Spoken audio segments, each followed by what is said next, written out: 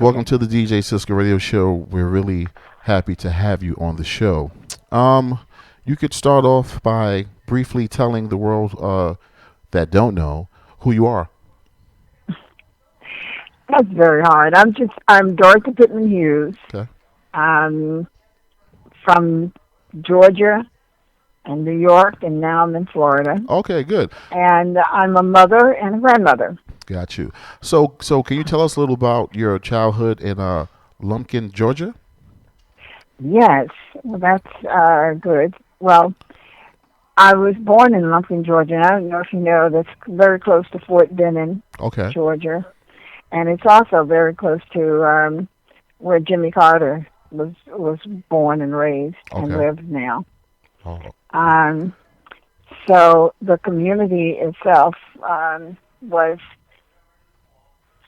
taking care of about 5 counties around there because it was a lumber yard and a lumber company, okay. and that's where most of the people worked. And this was right in my neighborhood, across the railroad from my grandmother's house. Okay.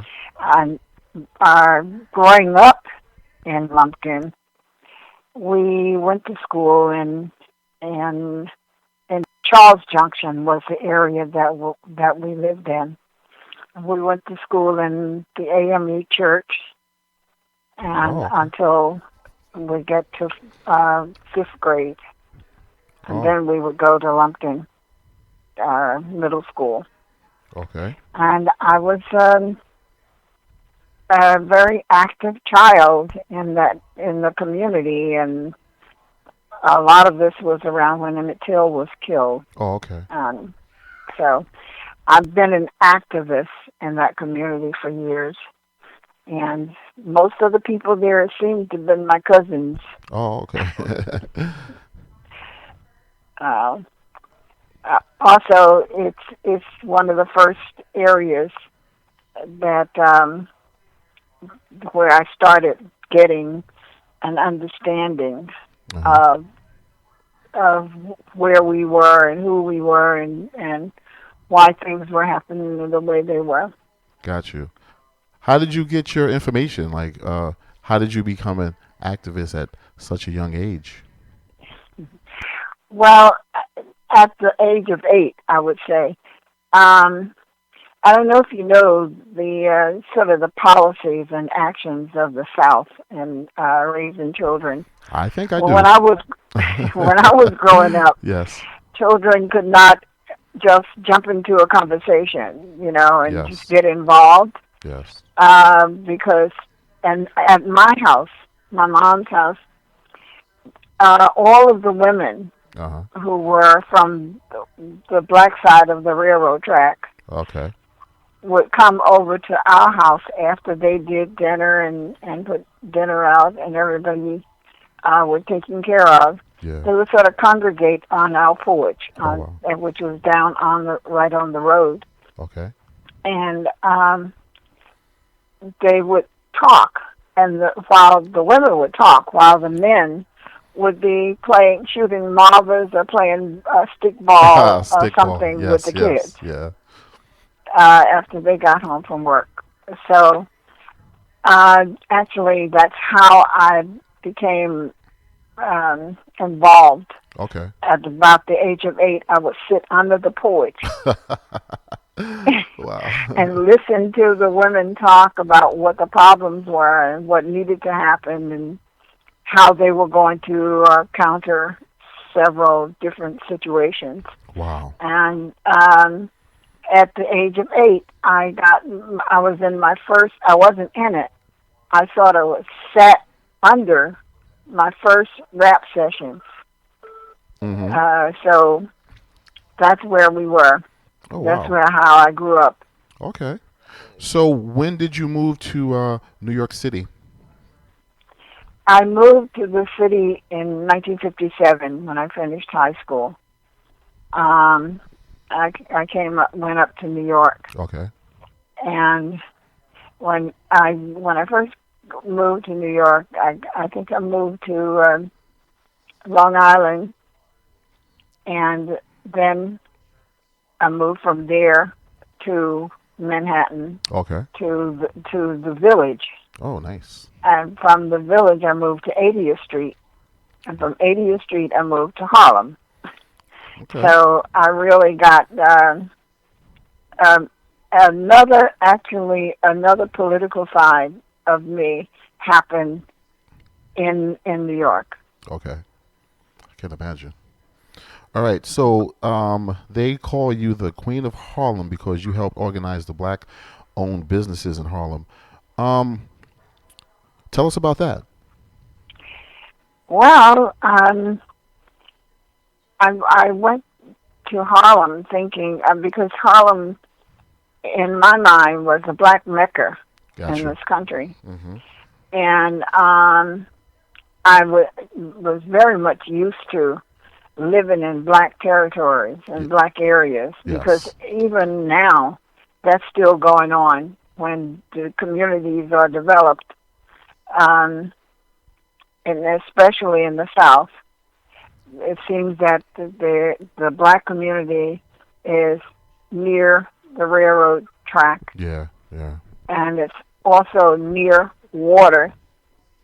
So that, and the thing is, if something was going to happen, you couldn't get out of the way of it Wow. happening to you.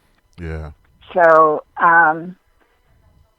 sort of those things I learned, and when I came to New York, I saw the things that was happening with African Americans in New York City, and it seemed to me pretty odd that it would be happening there. That saw children Yeah. walking in the evening and sitting up at 11 o'clock at night, sitting on the stoop, and I would want to know why they were sitting there, Mm-hmm. and because somebody else in the family was in the bed at that time. Yeah. And the father was in Vietnam fighting. Oh, wow. So I decided to look into the situation. And as I did, I saw that those women who were home with the children Mm-hmm. had to also find some assistance, some jobs, so that they could take care of the kids. Exactly.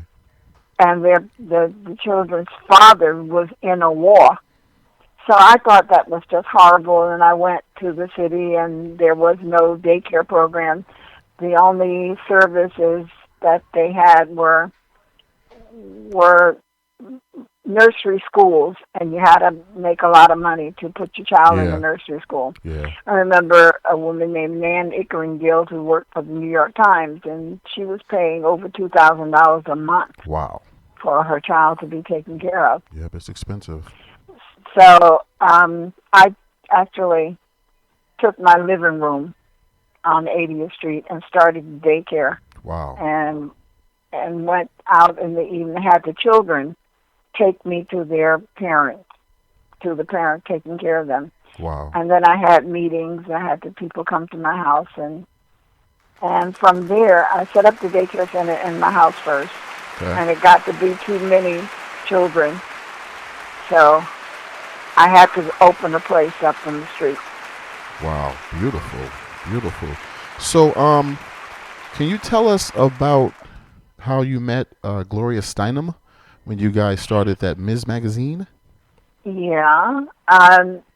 Actually, Gloria came to interview me. Okay. I don't know if you heard the story of her sort of going underground and working as a bunny at the Playboy Club. No, I haven't heard about that. Wow. Okay. Well, that's what I was running the daycare center, Okay. and she had this situation where she was doing a story on the bunnies, Yes. and so, and if the bunnies, I think, were supposed to have been virgins, Oh. and she found the situation where there was a young woman who had a child already Okay. and had to keep the child hidden. So Gloria came to meet. Someone told Gloria about me somehow. Okay. And she came to meet with me, and it turns out that I took the child in the daycare center every day. Wow. Wow. And we worked it so that this woman could keep her job. Yes.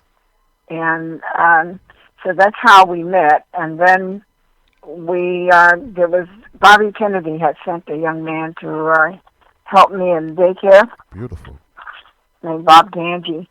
And Bob, I was telling Gloria about the kind of problems that Bob was having relating to his fiancée, his girlfriend. Yeah.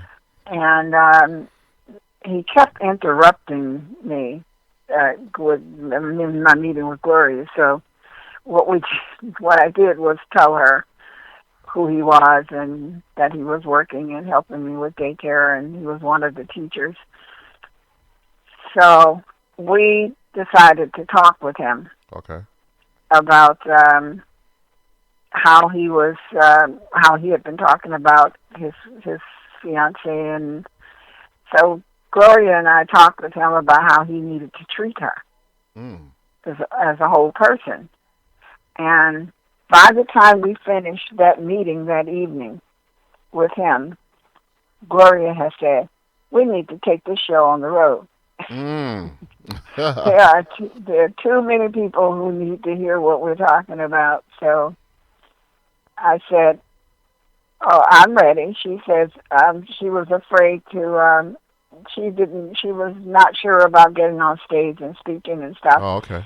And I was a nightclub singer, so oh, wow. I loved the stage, but I was scared about flying. Yeah. So we would fly. She would talk to me all the way where we had to go, and I would help her get comfortable to get on the stage.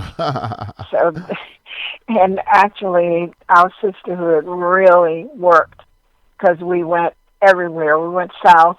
We went and all these places. Beautiful. And we were listened to differently. Gotcha. Because we were Caucasian and black and African American team. And that's a very iconic picture too. That picture of you guys then and now, beautiful picture.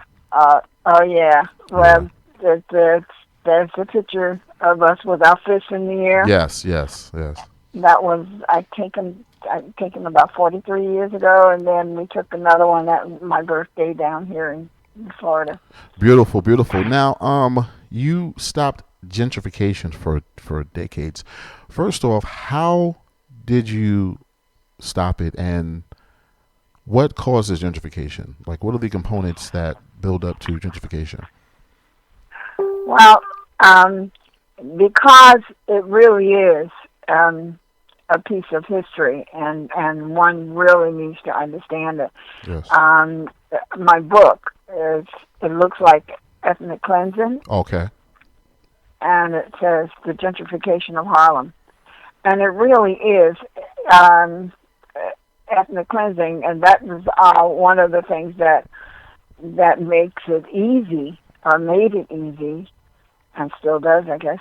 Yeah. Is because we are still allowing the exclusion of some of people of color from some areas in America. Yeah. And so, although Harlem had been the black Mecca in this country, when the economic empowerment we forced $300 million into Harlem to help to build minority businesses. Beautiful, yeah. And but at the same time, I was running my office supply company. Okay. And a copy service in Harlem. Okay. And I was dealing with politics as well, because my thing is, whoever is going to represent me needs to know me Yes. in order to know what I need. If whoever's going to represent my community, that the community that I'm living in needs to know that community Got you. in order to help to make things do well in that community. That's the truth. So, being in Harlem, I was all over the place and helping businesses, and I know we had at least about 380 businesses. Wow. That were black owned, and a lot of them had to do with street vending as well. Okay. And I don't know if you visited any of those, but on 125th Street there was a building that had been vacant ever since I had come to New York. Okay. And I went after that building and got the mayor to let us open it up as a mart. Oh my gosh, I definitely know about that mart. That was you? Well, that was something that came out of one of my efforts. Wow. To open it up as a mart, and we got the vendors in there to sell and set it up, and it was really good. I remember. But and then I started organizing to take people on a trip down to Wall Street. Harlem is nowhere from Wall Street. Exactly. And we should know. Then I got a project going that people could buy stock in their own stores, in the stores in Harlem, to so that they could buy stock at $1 a share. And I went around to the schools and worked with teachers, and I worked with parents, teaching teachers and parents how to help people to be able to do that. Beautiful. And what they could teach their children. So, and actually, in one evening, we sold $85,000 worth of shares. Unbelievable. And I had organized the point. I couldn't get a loan from the banks even in Harlem. And you had good credit. And I had to use my credit, and that was tough. And one of the reasons that Gloria and I were working together on these projects was because I could not, as an African American woman, get credit from the bank. Yes. And being a feminist and Caucasian, Gloria could. Yeah. So she taught me what was being done to me, and I took that I was taught, and I fought it. Got you. Wow. And and opened up the banking system to black businesses. Got you. Now that right there explains why they call you the Queen of Harlem. The definite. Say no more. Now with all of that you did for Harlem, because you've done so much.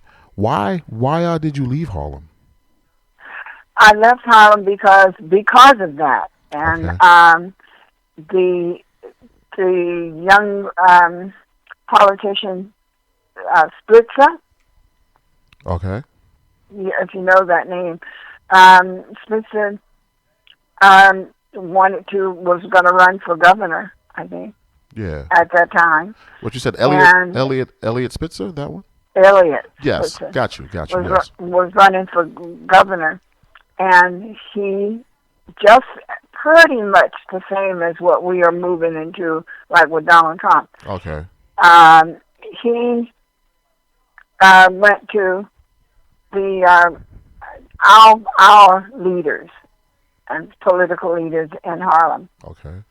And it looks, because there were 7,000 people who had now gotten involved, it looked as if I was trying to build a voting bloc. Oh, okay. To the leaders of Harlem. Gotcha.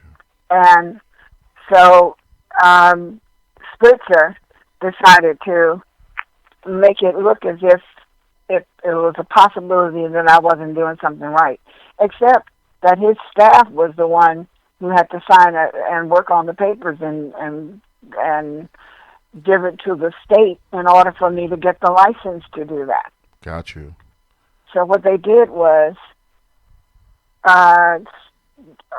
actually charge me and overcharge me they fixed it so that I had to pay taxes, and I was up against it, and Percy Sutton and the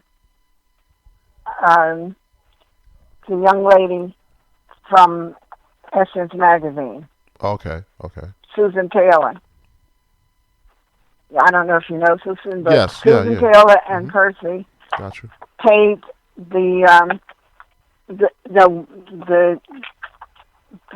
tax, of like, I think something like $1,200. Okay. And they was holding my accounts and all this stuff. So next thing I know, my rent on the store on 125th Street was raised from $2,000 to $21,000. Wow. A month. Mm. And but the persons who he ran for office, I think he got his position that he ran for. Yeah, then he got caught up in a sex scandal. Yeah, and that some weeks later, he had this $4,000 sex bill. It was like $36,000 of the taxpayers' money. Really? Yeah. Okay. Wow. So because it started out, it seemed that the $4,000 was her trip, paying her to come up to New York from Washington. There was several trips. So I went through all of that, and I tried to get our people to understand what was happening. Gotcha. They were saying we had gotten a clearance on 300 million. I don't know. It was quite a bit of money. Gotcha. That we had gotten clearance on. And I was trying to get the businesses to understand that, to stand up, to fight, to keep the thing going. Yeah. So that, because we're not free. Definitely. Unless we have economic empowerment. So true. Because we're gonna have to go to somebody and not sleep at night so well, but we got to feed our children. So do you think that you were targeted because of your fight against gentrification, and they wanted you out so they could start it? That's what it sounds like to me. That was the whole point. And not only did I think it, I knew it, because the Staples store moved into the place that I had the office supply store. So they had the plan. It was all planned out. And I had the meeting. I was supposedly getting help from my legislators and leaders in Harlem. Yes. So we had the meeting at Ringo's office. Yes. With Staples, and about 3 weeks later, at a gathering at the bank that was up on the street on 125th Street between 5th and 6th. Okay. I was there, and one of the bankers was leaving, so we were giving him a welcome and a thank you and stuff. And a young man said, "Oh, you're Dorothy Hughes." I said, "Yes, sir." He said, he was an older brother. He said, we were just talking about you. You don't have any business trying to run no office supply company. So it's going to be taken away from you." And so I went and got him another drink. And this was a brother. Huh? Was this a brother? Was this a Yes, this was he was a deacon in one of the churches. wow? And he decided so I saw that he was a little low, so I got him another drink so I could talk to him. And that's how I found out so much of the stuff that was going on. Wow. And was able to fight the situation and to not lose my business. But Good. I made a decision because I couldn't get a whole bunch of other businesses to understand what was happening. Got you. I decided that it was time for me to go, but I never stopped working. I haven't yet. Yes. Stopped working. Oh man. For Harlem. Yes. So, what do you have going with Hillary Clinton for this presidential campaign? How are you affiliated with her? It's first of all, it would be wonderful to have a woman at that level. Yes. Because what Donald Trump is talking about, making America great again. Forget about it. A lot of women made America great the first time. Got you. And so we will make it again, but we want to have somebody who recognizes and respects us. Yes. And understand that we got sense enough to know what ethnic cleansing is. Yes. And I want to tell you about that, a little bit about that process, the ethnic cleansing thing. Yes. And my growing up in Lumpkin, in Charles. Well, in 1999, the community, all the black folks were in my family, and all of my family and that was living there, and all the other black families were told to leave that community that I was born in, which is Charles Junction. And Mead Paper Company had purchased the community, and they put all the black folks out. And I told my brother to stay there until I got there, until I could get there. And I went. Gloria helped me to have a meeting with Shirley Chisholm and all of them. I made dinner at my house for the person who was the lawyer for Mead Paper Company. Okay. And they came to the meeting. Gloria, Shirley, Bella Abzug, a number of the women came. And when that meeting was over, I had gained the understanding that I could go ahead and buy the land off of them. Wow. That portion where the black community was. Wow. So I ended up doing that. And actually, I'm still paying for it. Wow. Beautiful. So, but I bought the 31 acres of land. And I'm going to see that something gets built there to create jobs. Good. You know. So, and the situation with what's going on right now with Hillary, we have, as African American persons, and I'm a grandmother, we have responsibility for taking care of who comes into the neighborhood. Since we are going to be in a black neighborhood, yes, we need to control what businesses are there, what come there, and not control them, but they need to work with us. Yes.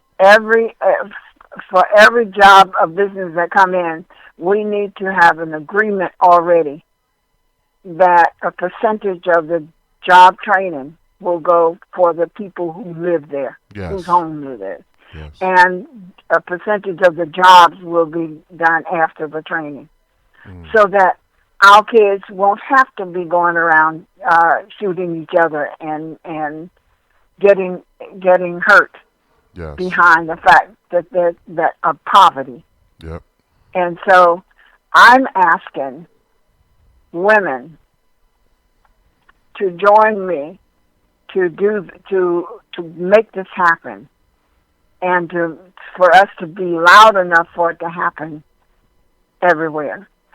Our president, who doesn't sometimes get the respect of being called President Obama. Exactly. And we can't, and America is willing to call Donald Trump Mr. Trump, and is not respectful enough to call our president President Obama.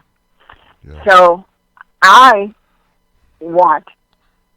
asking that if Hillary becomes president, that she, for things that she might want to do, it could be set up just as it has been with President Obama.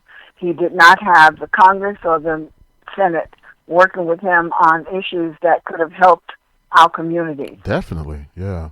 And so what I'm doing is I'm in the process of, I want to organize 1,000 women in this area, 1,000 in Georgia, and then once we show what can happen with that, maybe we can get 1,000 everywhere from each state to be a lay Congress or a lay Senate, so that whoever is president will know what is needed in our community. Got you. And if it's not given to us, then we need to go back to the old ways. When I was when I was growing up, one of the things that I did was spend some time picking some cotton and saying, ain't gonna let nobody turn me around with Fannie Lou Hamer. Yes. Oh, so I think that young people need to know what we've been through in order to hold this for them. Definitely. A place in America. And now they need to operate and use it well, and respect the fact that those of us who are older have gone through hell in order to get to have a place decent for them. Yes. I am so happy that you share this with our listeners, and this is going to go into a podcast. We had a caller that was going to call in, spoke to her earlier, and her question was, why do you think Hillary Clinton is a better pick than Bernie Sanders? Well, one thing, I'm not discriminatory with men, but it's very difficult. And all of these years that we've had nothing but men. Okay. One thing. Sorry, hold on, please. I'm not caller. Discriminatory with men. Caller, cut down your radio, please. Very difficult. And all of these years that we've had nothing but men.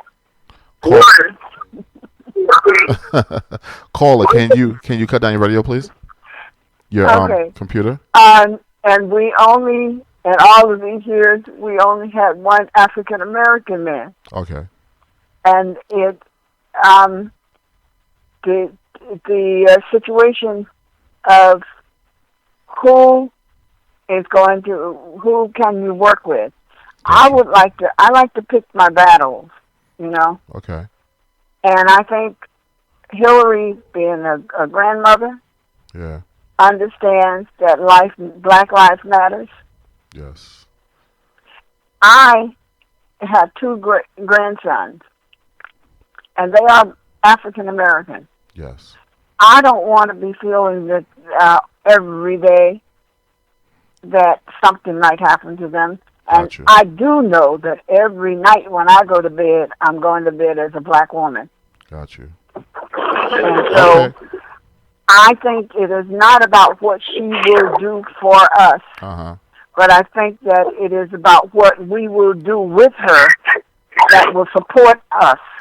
Gotcha. We need to get involved with whoever is going to be running anything anymore. Gotcha. We need to be involved. So we have a caller on the line, Carol Johnson. Johnson, you there? Yes, I am. Hi. I didn't know if if you were going to call in. So I kind of asked her the question about Bernie Sanders. But if you have any other questions, you could ask her now. Feel free. Well, first, let me just give you kudos on all that you've done for women across the country from the 70s up until now. We appreciate you. I know your involvement with Hillary Clinton, but I'm a New Yorker. I'm not living in New York now, and I wasn't too thrilled about her being the party choice, but compared to who the other person is, I am thrilled. But she's still, I will vote for her, but I think I became a little bit more positive and found out more things about her after the convention. But if you know her personally, how can you convince people that are really not looking to vote for her? There's just something missing in her. But how would you, knowing her and some of your other political involvement, what would you say to convince us? Good question. Okay. Okay, if with a little time, okay. One, I would like for you to know that what I'm doing with an organizing is called Boots on the Ground for Hillary. Okay.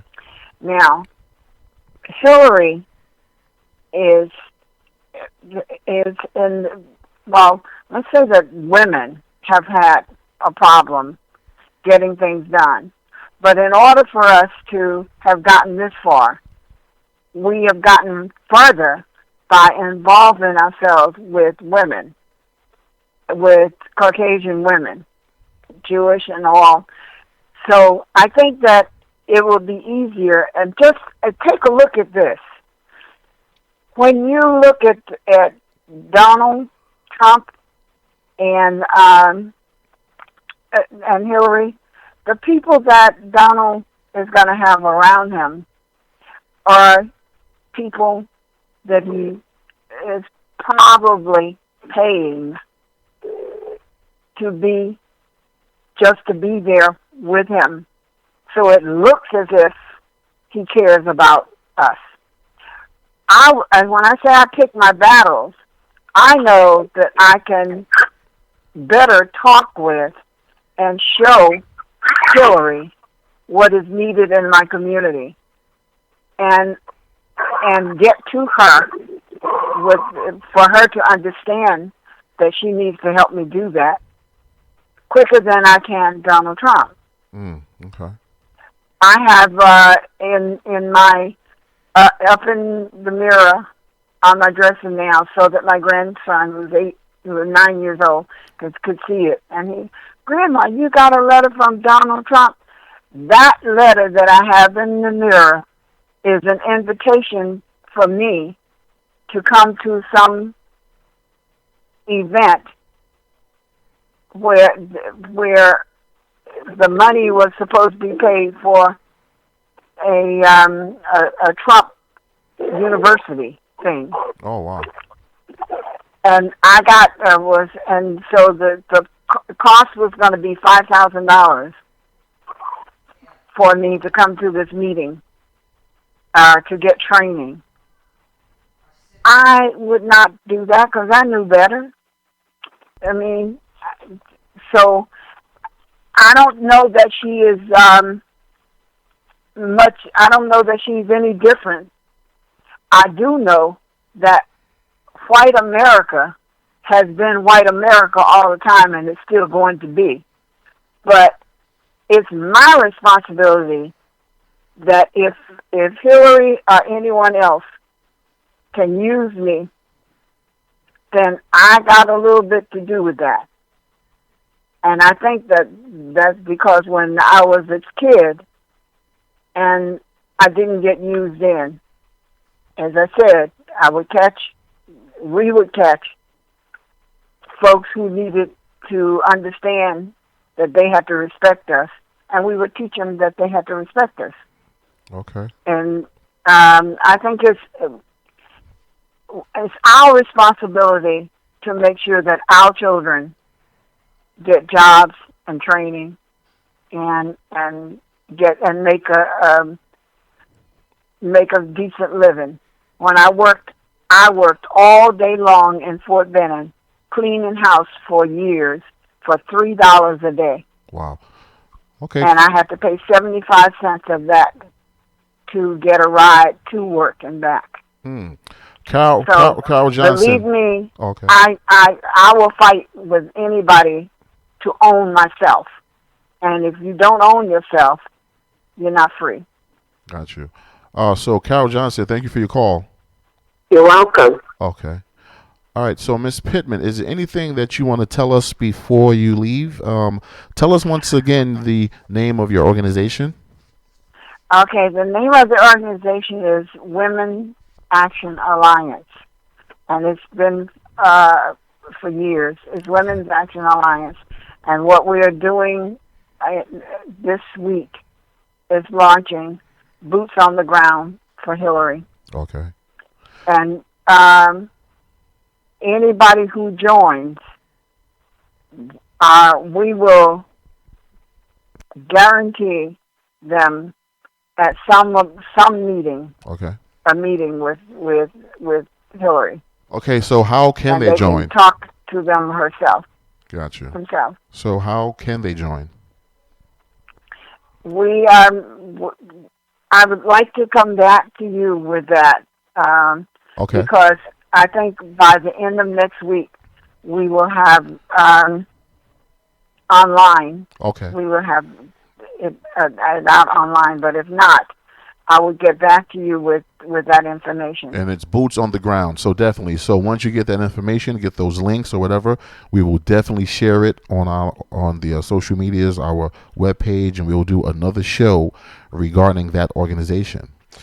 Thank you. The DJ Cisco Radio Show would like to really thank you so much for coming on the show, giving us some history, spreading some knowledge, and I'm going to definitely support you. And you've convinced me. I'm going to vote for Hillary also. So thank you. And yes. I would like for you and the sister that was online yes. to know about my book. My first one is Wake Up and Smell the Dollars, and that's about Harlem. Okay. And it was and the second one is I'm Just Saying It Looks Like Ethnic Cleansing. Gotcha. And that's the gentrification of Harlem.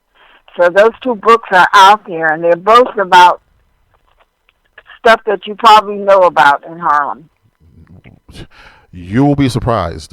They probably don't know nowadays. You just dropped a lot of knowledge that I didn't even know about. So trust me, those are two great reads. I can imagine. Please pick those up. So the name of the books again are It Looks Like Ethnic Cleansing, and the other one is called what? Wake Up and Smell the Dollars. Wake Up and Smell the Dollars. And it says, Wake Up and Smell the Dollars. Whose inner city is it anyway? That's the title. Got you. And you could order those or call me, and I could get them to you. Got you. We will get the links to those, and we'll put them up on our show, and we're going to support you until the end. And if you ever need anything, please contact the DJ Cisco Radio Show.